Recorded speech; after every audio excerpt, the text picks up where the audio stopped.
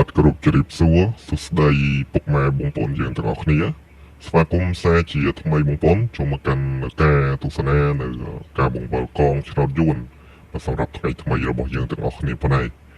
បាទហើយមុននឹងចូលទៅដល់ការបង្វិលកងរបស់យើងថ្ងៃថ្មី admin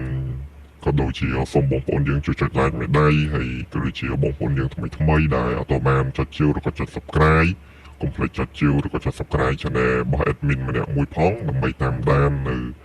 តម្រុយឆ្នោតក៏ដូចជាលទ្ធផលឆ្នោតដែល admin ផ្សព្វផ្សាយប្រចាំថ្ងៃទាំងអស់គ្នាតោះអូខេបងប្អូនយើងទាំងអស់គ្នាមុននឹងចូលទៅដល់ការបង្វិលកងរបស់យើងសម្រាប់ថ្ងៃថ្មី admin ក៏ដូចជាសូមបញ្ជាក់ជូនពុកម៉ែបងប្អូនយើងទាំងអស់គ្នាមួយសម្រាប់តម្រុយដែលយើងបង្វិលកងបានគឺយើងលេងតែ3ពេលទេបើគឺយើងលេងម៉ោង 1:30 នាទីថ្ងៃម៉ោង 4:30 នាទី